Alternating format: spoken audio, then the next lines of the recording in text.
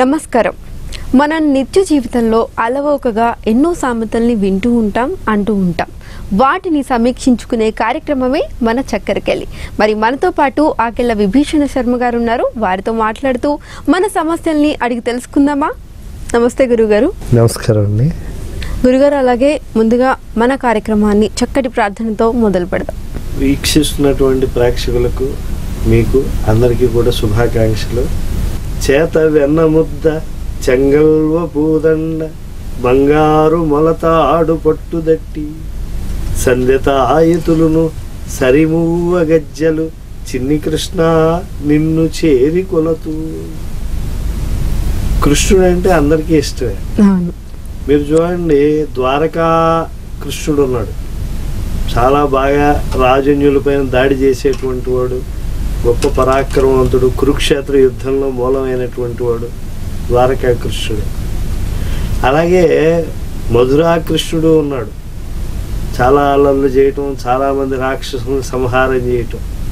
కానీ పరమ శాంతమూర్తి, యశోదమ్మ ఇంటి ముంగిటి తచ్చాడినటువంటి వాడు బాలకృష్ణుడు, రేపల్లె కృష్ణుడు అనమాట.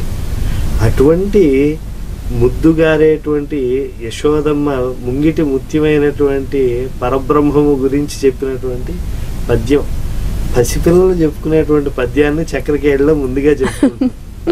చక్రికేళ్ళు కదా ఈ యొక్క కార్యక్రమం. అందుకని ఆ చక్రధారి యొక్క గొప్ప పద్యం, చేత వెన్న ముద్ద.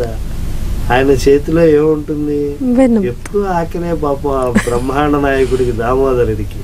లోపల జగత్తులన్నీ కూడా నిత్యహరితంగా ఉండాలి కాబట్టి ఆయన ఏదో ఒకటి స్వీకరిస్తూ ఉండాలి. చేత వెన్న ముద్ద, చెంగలువ పూదండ, మెడలో మంచి కలువ పూదండ వేసుకున్నాడు స్వామి. బంగారు మొలతాడు పట్టుదట్టి. ఎప్పుడు కూడా మొలతాడు కడుతూ ఉంటారు, ఎందుకంటే పిల్లలు పడిపోతే వాళ్ళకి ఏదైనా ఇబ్బంది వస్తుంది అని చెప్పి. కనుక అలాంటి మొలతాడు, మామూలు మొలతాడు కట్టడానికి ఏమన్నా మామూలు వాళ్ళు ఇంట్లో ఉన్నాడు? ఆ నందరాజు ఇంట్లో ఉన్నాడు, రేపల్లెకి రాజు ఆ నందుడు.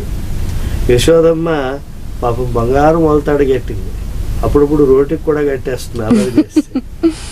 మొలతాడు పట్టుదట్టి, సంధ్యతాయతులను సరిమువ్వ గజ్జలు, మంచి తాయెత్తులు, అలాగే గజ్జలు. ఆ పిల్లవాళ్ళు పాపం ఎటు వెళ్ళిపోతారో తెలియదు, తల్లికి తెలియాలి ఎటు వెళ్ళాడు పిల్లాడు అని చెప్పి. అందుకని వాళ్ళకి గజ్జలు కట్టేసేవాళ్ళు కాళ్ళకి.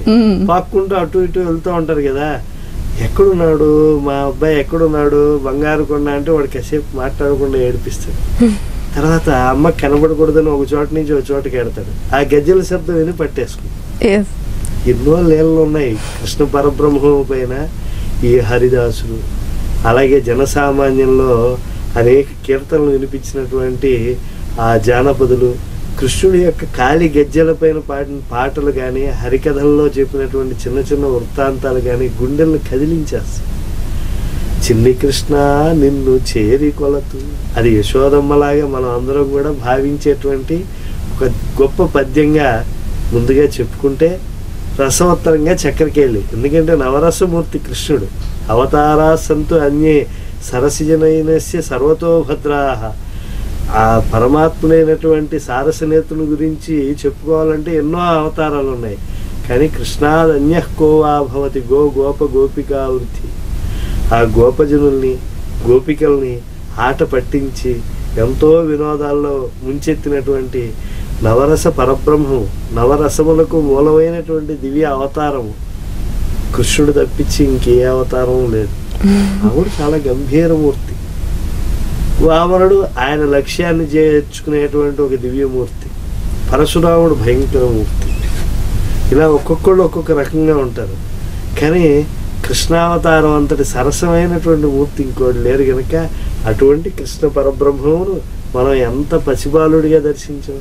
చేత వెన్న ముద్ద, చెంగలవ పూదండ, బంగారు మొలతాడు పట్టుదట్టి, సంధ్యతాయతులను సరిమువ్వ గజ్జలు, చిన్ని కృష్ణ నిన్ను చేరి కొలతూ. నిజంగా ఈరోజు మన చక్కెరకెళ్ళి కార్యక్రమే ఒక మంచి నవ్వుకుంటూ స్టార్ట్ అయింది, ఆ కృష్ణ భగవాన్ని స్మరించుకుంటూ. అలాగే నేను అడగబోయే ప్రశ్న కూడా కొంచెం విచిత్రంగానే ఉంటుంది గురుగారు. ఇది అసలు ఏ సందర్భంలో వాడతారో మీరే చెప్పాలి. బిచ్చమెత్తుకునే వాడిని పచ్చలహారం అడిగినట్టు అంటూ ఉంటారు కదా, అసలు ఇది ఏ సందర్భంలో వస్తుంది? అంటే మామూలుగా భిక్షాటనం చేయాలి అని అంటే ఏమీ లేకపోతుంది. ఏదన్నా ఐశ్వర్యం ఉంటే వాడు వెళ్ళి బెచ్చం ఎందుకు ఎత్తుకుంటాడు? వాడే 10 మందికి బెచ్చం పెడతాడు, అవునా కదా? వాడు బెచ్చం ఎత్తుకుంటూ ఉంటే వాడిని ఇంకోడు భిక్షాటనం ఎత్తుకునేటువంటి పరిస్థితి వస్తుందా? ఎప్పటికీ రాదు. ఎప్పుడు వాడుతూ ఉంటారు? మామూలుగా అలా బెచ్చం ఎత్తుకునేటువంటి వాడిని పచ్చలహారం అడిగాడు రా అన్నట్టుగా. అంటే ఎవరి దగ్గరైనా ఒకడు వచ్చాడు, వాడికి దీంట్లో పరిశ్రమలో పనిచేస్తున్నాడు, వాడికి నెల జీతమే రావట్లేదు, 3 నెలలుగా వాడికి బకాయిలు ఉన్నాయి. వాడి దగ్గరికి వెళ్ళి ఏమయ్యా నాకు 15,000 కావాలి అప్పిస్తావా అని అడిగాడు అనుకో, బెచ్చమెత్తేవాడిని ఎవడో పచ్చలహారం అడిగేట. అలాగే నేనే 3 నెలలుగా జీతాలు లేకుండా నేను వాళ్ళని వెళ్ళి అడుక్కు తింటుంటే నువ్వు వచ్చి నన్ను అడుగుతావేమిట్రా అని. ఇలా ఉంటే మన తెలుగు సామెత. ఆ గుండెల నిండా నవ్వు నింపేస్తాయి. కానీ కొంచెం మనం ఆలోచించామంటే అసలు మనం ఆరాధించేటువంటి పరబ్రహ్మం శివుడు ఉన్నాడు చూసారా, జ్ఞాన వైరాగ్య సిద్ధ్యార్థం భిక్షాందేహి చ పార్వతి అని నిత్యం బిచ్చం ఎత్తుకుంటాం.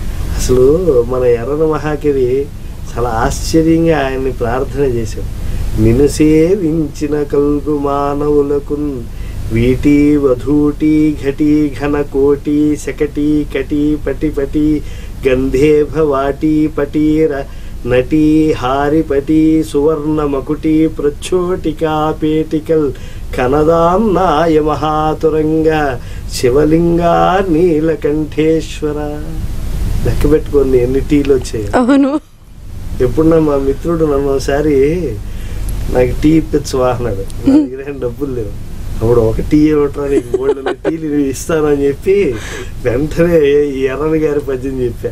నిన్ను సేవించిన కల్గు మానవులకు వీటి వధూటి ఘటి ఘన కోటి శకటి కటి తటిపటి గంధేప వాటి పటి నటి హారిపటి సువర్ణమకుటి ప్రచ్చోటికా పేటికల్ కనదాం నాయ మహాతురంగ శివలింగా నీలకంఠేశ్వర.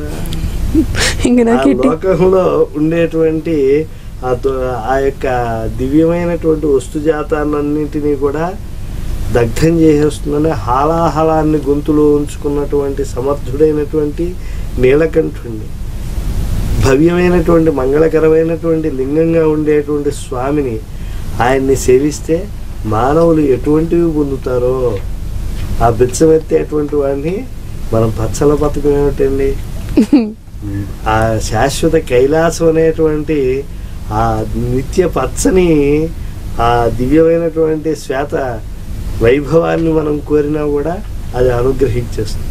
ఏదో శ్వేత శోధం ఉందని చెప్పి ఏదో దిక్కుమాలిన దేశానికి మనం వెళ్ళి అక్కడ ఉండటం కాదు, నిత్యమైనటువంటి స్వచ్ఛమైనటువంటి శ్వేతమైనటువంటి కాంతులీనేటువంటి ఆ కైలాసాన్ని, శ్వేతకాంతులీనేటువంటి జగత్ప్రభు అయినటువంటి సర్వేశ్వరుడు నీలకంఠుడు ఉండేటువంటి ఆ దివ్యమైనటువంటి ఆ సౌధంలో శాశ్వతంగా మనం ఉండాలి అని చెప్పి మనం కోరుకుందాం.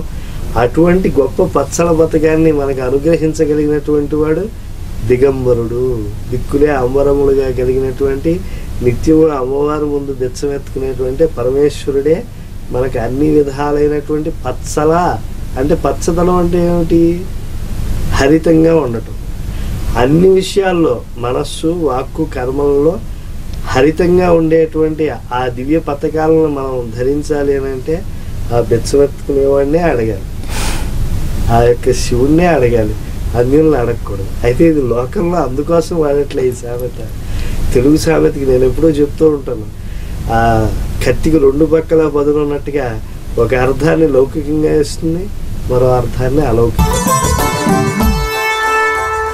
గురుగారు అలాగే మరొక సందేహం ఏంటంటే, కొండనెత్తేవాడు గుండెల్లో ఉండడా, ఈ సామెతని ఏ సందర్భంలో వాడతాం? అంటే కొండనెత్తేవాడు గుండెల్లో ఉండడా అంటే ఇది లౌకికంగా ఎక్కడా కూడా సమన్వయించేటువంటిది కాదు.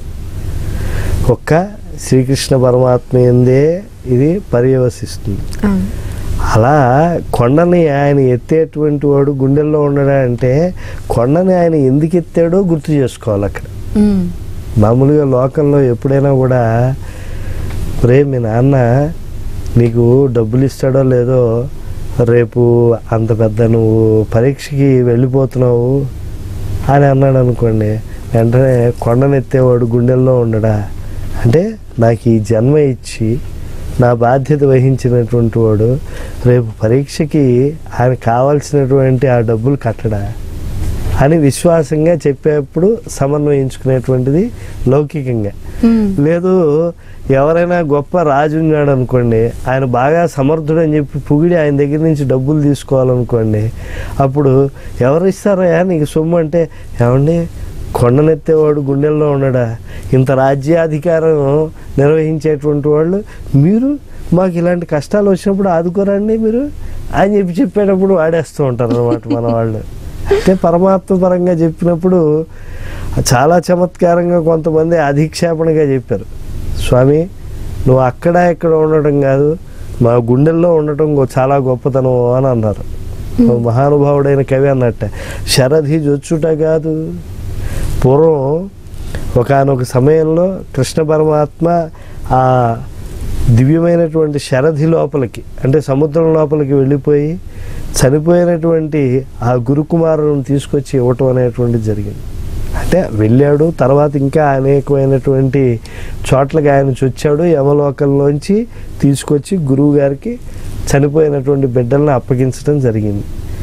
కాబట్టి అలా నువ్వు శరధిలోకి వెళ్ళటం గొప్పతనం కాదు, శరధి జొచ్చుట కాదు, గిరి ధరించుట కాదు. మరి ఆ గోవర్ధన గిరికి ఆ యాదవులందరూ పూజ చేశారు కృష్ణుడి మాట విని. అప్పుడు రాళ్ల వర్షం కురిపించాడు ఇంద్రుడు, నాకు కాకుండా ఈ వెర్రిగోళలు అందరూ వెళ్ళి అటు పూజ చేస్తారని. వాళ్ళు వెర్రి వాళ్ళ పరమాత్మను తెలుసుకున్నటువంటి వాళ్ళు, ఆ యొక్క దివ్యమైనటువంటి స్వామి మహత్వాన్ని తెలుసుకుని ఇంద్రుడి కన్నా ఆయన గొప్పవాడని తెలుసుకున్నటువంటి జ్ఞానులైనటువంటి వాళ్ళు. కాబట్టి వాళ్ళు వెళ్ళి పూజించారు స్వామిని. ఆ పూజించడం వల్ల స్వామి వాళ్ళను పరిరక్షించాడు.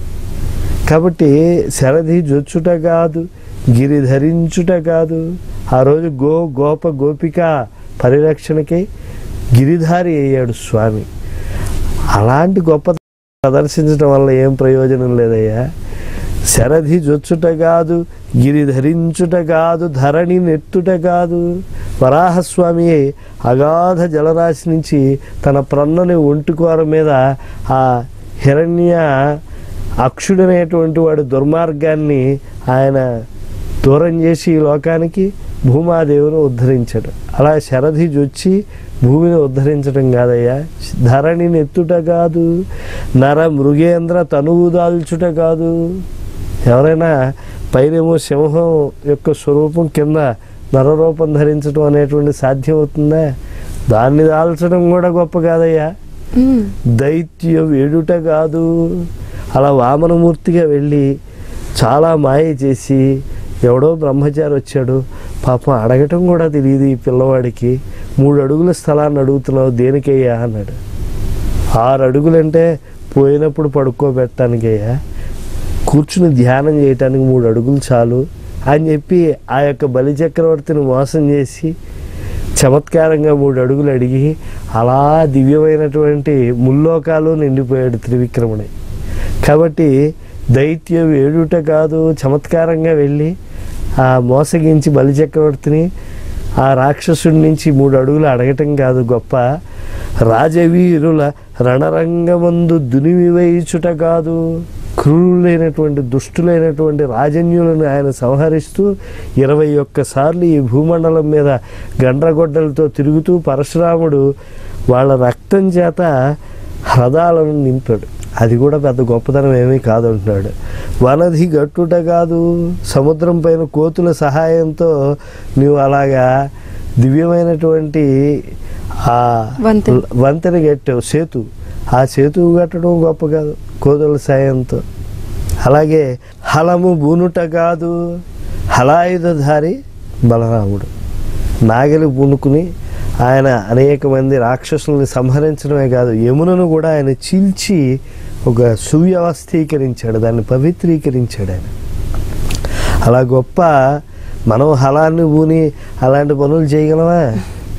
మనం అసలు నేలను దున్నటం అనేటువంటిదే మానేసి ట్రాక్టర్ల చేత దున్నిచ్చేస్తాం. మనం హలము బూనుట కాదు, అది కూడా గొప్ప కాదయ్యా. నువ్వు బలరామ అవతారం ఎత్తడు కూడా హరి మహీజము అవని చేర్చుట కాదు, స్వర్గలోకంలో ఉండేటువంటి ఆ యొక్క దివ్యమైనటువంటి కల్పభూహాన్ని ఇలాతలంలోకి తీసుకొచ్చావు. ఎవడైనా ఇంకోటి చేయగలడా?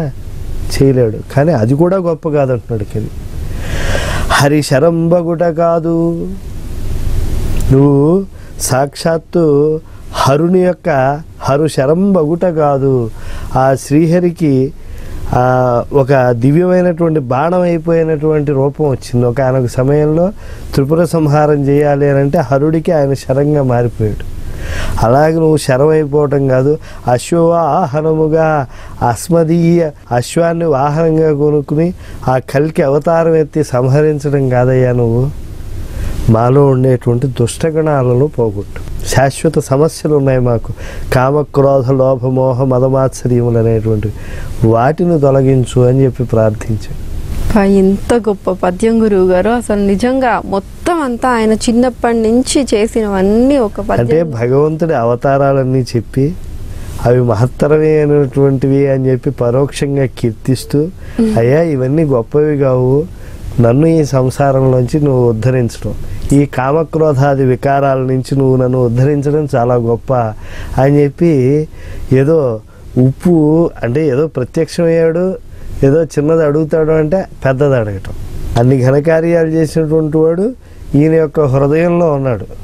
ఆ కొండనెత్తినటువంటి కృష్ణుడు ఆయన యొక్క వివిధ అవతారముల యొక్క లీలలు ఈయన గుండెల్లో ఉన్నాయి కాబట్టి ఆ కొండనెత్తినటువంటి స్వామిని గుండెల్లో ఇంతగా నింపుకుని ఏది కావాలో దాన్ని అడుగుతున్నాడు. అంటే ఒరే నాయన, భగవంతుడు ప్రత్యక్షమైతే ఏం అడగాలో నీకు తెలుసా అని ఎవరన్నా అన్నారనుకో, ఏం కొండనెత్తిన వాడు గుండెల్లో ఉండడా, ఆ సమయానికి నేను ఏం అడగాలో ఆయనే అడిగించుకుంటాడులే అని చెప్పడంలో దీంట్లో ఉండేటువంటి స్వారస్యం. ఇలాగ ఒక తెలుగు సామెతను లౌకికంగా వాడినప్పుడు ఒక రకంగా దర్శించవచ్చు, అలౌకికంగా దర్శించి అనేక ముఖాలుగా దానిలో ఉండేటువంటి విశ్వరూపాన్ని మనం హృదయంలో పదిలిపరుచుకోవచ్చు. గురుగారు, అలాగే మరొక సందేహం ఏంటంటే, సరసం లేని సంసారం, స్నేహం లేని జీవితం వ్యర్థం అంటారు కదా, ఈ సామెతని ఏ సందర్భంలో వాడతాం? మామూలుగా ఎప్పుడు కూడా పెద్దలు సరిగ్గా సంసారం చేయట్లేదు అనుకోండి, ఎప్పుడు ఊళ్ళు వెళ్ళిపోతున్నాడు, ఏవో కార్యక్రమాలు ఉంటూ ఉన్నాడు, ఎందుకురా నాయన కాస్త సరసం లేనటువంటి సంసారం, అది నిస్సారం కదా అని చెప్పి చెప్పడానికి వాడేటువంటిది. అలాగే స్నేహం లేదనుకోండి, ఎవరో ఒకళ్ళతో స్నేహం చేస్తూ ఉండాలి, మంచి వాళ్ళతో, అది నిస్సారం అయిపోతుంది. అంటే స్నేహం అనేటువంటిది అన్ని ఆశ్రమ ధర్మాలను వాడేటువంటి వాళ్ళు అండి, ఏదో యువతకు మాత్రం పరిమితం కాదు. ఒక వృద్ధుడైనటువంటి వాడు మరో వృద్ధుడితో తన యొక్క జీవితానుభవాలు పంచుకోగలుగుతాడు, మనసు విప్పి చెప్పుకోగలుగుతాడు. ఓ బాలుడు ఇంకో బాలుడితో చెప్పుకుంటాడు, ఎందుకంటే వాళ్ళ యొక్క ఉజ్జీయత్వం అనేటువంటిది ఉంటుంది కదా. అలాగే ఎప్పుడు కూడా లోకంలో ధర్మ అర్థ కామ మోక్షములు అనేటువంటి వాటిని పురుషార్థములు అన్నారు. మనకి ధర్మము ఈ మోక్షము అనేటువంటివి ఇవి కొంచెం దూరంగా ఉంటాయి మనిషికి, ఎందుకంటే ధర్మాచరణ చేయాలంటే మనకి చాలా కష్టం, కానీ ధర్మాన్ని ఆచరించాలి, తద్వారా మోక్షాన్ని పొందుతాం. ఈ అర్థకామాలు ఉన్నాయే, ఇవి కొంచెం ప్రమాదం, వీటిని తగుపాళ్ళలో మనం పొందాలి. ఈ అర్థం మనం ధర్మబద్ధమైనటువంటి మార్గంలో కనుక మనం సద్వినియోగం చేసుకుంటే అప్పుడు అది దివ్యమైనటువంటి రీతిలో మనల్ని ఉద్ధరిస్తుంది. ధర్మ అవిరుద్ధ కామోస్మి మోక్షోస్మి భరతర్షభ. భార్యతో సరసంగా ఉన్నాడు అనుకోండి, అది తప్పులేదు, భార్యతో సరసంగా ఉండకపోవటమే తప్పు. కాబట్టి అలా ఉండమని చెప్పి ఆయన కృష్ణలీలలన్నీ బోధించాడు అని చెప్పి గ్రహించాలి. అయితే వాటిలో మార్మికంగా జీవులందరూ కూడా ఆయన పత్నులు అని చెప్పి అనుకుని, కాబట్టి ఆ పుమాన్ విష్ణురితి ఖ్యాత స్త్రీప్రాయం ఇతరం జగత్ అనేటువంటి ఆ మధుర భక్తి సంప్రదాయంలోనూ చెప్తూ ఉంటారు. కానీ భార్యలతో ఆయన శృంగారం అది లోకానికి ఉపాధేయమైనటువంటిది. మనకు మహావీరుల యొక్క శృంగారాదులన్నీ మహాకవులు ఎందుకు వర్ణించారు అని అంటే, నాయన మీ భార్యలతో మీరు అలా ఉండండి అని చెప్పటం. ఎందుకంటే సరసం లేనటువంటి జీవితం నిస్సారం. ఇప్పుడు కామము లేకుండా సంసారం ఉందనుకోండి, అది దారు సదృశ్యం, ఓ చెక్క లాంటిది అయిపోతుంది. కాబట్టి అది కూడా ఉండాలి. అయితే దాని ద్వారా అధర్మం చేసి మనం ఆ సరసాన్ని పొందకూడదు. అందుకే ఓ మహానుభావుడైనటువంటి కవి చెప్పాడు, ధరలోన జన్మమెత్తంగా ఏమి ఫలము. ఈ లోకంలో మనం జన్మం ఎత్తాం, ఏమిటి ఫలం? సరస విద్యలనెల్లా చదవవలయు. ఏవైతే సరసాన్ని నేర్పిస్తాయో అటువంటి విద్యలన్నీ చదవాలి, తప్పేం లేదు. చదివిన నేమాయ సారస్యమెరిగిన చెలియతో స్నేహంబు చేయవలయు. మనం ఆ సరసత్వాన్ని, ఆ యొక్క దివ్యమైనటువంటి సారస్యాన్ని తెలిసినటువంటి చెలికెత్తుతో మనం అనురూపంగా వాటిని ఆచరణలోకి తీసుకురావాలి. చేసిన నేమాయ చిరిముడి లేక విచ్చలవిడి ముచ్చట్లు మెలగవలయు. సరసము అని అంటే క్షుద్రమైనటువంటి కామం అని అర్థం కాదండి, అన్యోన్యంగా ఉండటం. ఇప్పుడు మామూలుగా చాలా సరసమైనటువంటి వాడండి అని అన్నారు అనుకోండి, లోకంలో వాడేదో శృంగారం చేసేవాడని అర్థం కాదు. వెల చాలా సరసం అండి అంటారు, అంటే ఏంటి? చాలా తక్కువకు వస్తుంది అని అర్థం. అంటే ఇంగ్లీష్లో రీజనబుల్ అంటారే, దాన్ని వాడుకోవాలన్నమాట అక్కడ. అంటే అనుగుణంగా, ఎప్పుడు కూడా అనుగుణంగా ఉండటం. ఇప్పుడు నువ్వు చాలా హాయిగా మాట్లాడుతూ అరమరికలు లేకుండా భార్యతో ఉండాలి. అలా నువ్వు అరమరికలు లేకుండా ఉండాలన్నంత మాత్రాన నువ్వు ఉంటున్నానని అనుకుంటున్నావు. ఆ హృదయంలో ఉండేటువంటి భావన మాటల్లో కూడా ఉండాలి. అప్పుడే ఆ యొక్క దివ్యమైనటువంటి దాంపత్య జీవితంలో అది ప్రతిబింబిస్తూ ఉంటుంది. దాంపత్య జీవితంలో ప్రతిబింబించాలంటే భార్యాభర్తలు ఎప్పుడూ కూడా చిరుముడులు లేకుండా, అంటే ఎక్కువ ప్రణయ కలహాలు లేకుండా వాళ్ళు ముచ్చట్ల వెలగవలయు. వెలగిన నేమాయ ఎడబాయకెల్లప్పుడు ఏకీభవించి వర్తింపవలయు. నేను మా ఆవిడతో ఎటువంటి అరమరికలు లేకుండా ఉంటానండి, మనసిప్పి మాట్లాడతానండి అని చెప్పి రోజుకి ఒక ఊరు వెళ్ళిపోతూ ఉంటే ఆయన అది కష్టమే కదా. కాబట్టి ఎల్లప్పుడూ ఉండాలి అని చెప్పి ఆ యొక్క సరసమైనటువంటి జీవితం ఎలా ఉండాలో చెప్పారు. కాబట్టి ఇలాంటి సరసత లేనటువంటి జీవితం నిస్సారం. అలాగే ఎప్పుడూ కూడా మనం స్నేహం లేనటువంటి జీవితం కూడా భగవంతుడితో కూడా స్నేహమే చేయమన్నారు. ట్యాగూరు ఎప్పుడూ కూడా భగవంతుడు చాలా అఖిలహేయ ప్రత్యనీక కళ్యాణైక గుణ, ఆయన ముందు భయపడుతూ సేవలు చేయాలి, ఇలాంటివన్నీ చెప్పలే ఆయన. గీతాంజలి ఇత్యాది గ్రంథాలు చూడండి, లేదా ప్రాచీనమైనటువంటి మీరు కృష్ణునితో అనుబంధం ఉండేటువంటి గోపికల యొక్క భక్తిని చూడండి, లేదా రాముడి దగ్గరికి వెళ్ళినటువంటి మహర్షుల యొక్క చిత్తవృత్తి చూడండి. మనస్సు విప్పి వాళ్ళందరూ భగవంతుడితో ఉన్నారు. ఒక కోతి అరమరికలు లేకుండా రాముడితో కలిసి ఉంది. సుగ్రీవుడు అనేటువంటి ఒక వానరం ఎంత దగ్గరగా ఉంది, ఒక గుహుడు నిషాదరాజు ఎంత దగ్గరగా ఉన్నాడు, ఒక శబరి, ఒక రాక్షసుడైన విభీషణుడు, వీళ్ళందరూ కూడా ధర్మం అనేటువంటి దాన్ని పట్టుకుని భగవంతునితోనే స్నేహం చేయగలిగారు కదా. కాబట్టి స్నేహ ధర్మం ఎంత గొప్పది. అలాంటి స్నేహం లేనటువంటి జీవితం నిస్సారం, సరసం లేనటువంటి జీవితం నిస్సారం. ఎలాంటిదో కూడా పెద్దలు చెప్పారు, ఉప్పు లేని కూర లాంటిది సరసం లేనటువంటి జీవితం. కాబట్టి సరసంగా జీవనం ఉండాలి. అలాగే దివ్యమైనటువంటి స్నేహ భావనతో మన యొక్క జీవితాన్ని పండించుకోవాలి అనేటువంటి దాన్ని ఉపదేశించేటువంటి గొప్ప నీతి వాక్యం లాంటి సామెతను మనం విశ్లేషించుకుందాం. చాలా అద్భుతంగా తెలియజేశారు గురువుగారు. గురుగారు, మా కార్యక్రమానికి విచ్చేసి మాకు ఇన్ని సమస్యలకి సందేహాన్ని నివృత్తి చేసినందుకు ధన్యవాదాలండి. చూశారు కదండి, ఇది ఇవాల్టి చక్కెరకేళి కార్యక్రమం. తదుపరి సంచికలో మళ్ళీ కలుసుకుందాం. చూస్తూనే ఉండండి భారత్ టుడే, భారతీయుల హృదయ స్పందన. నమస్కారం.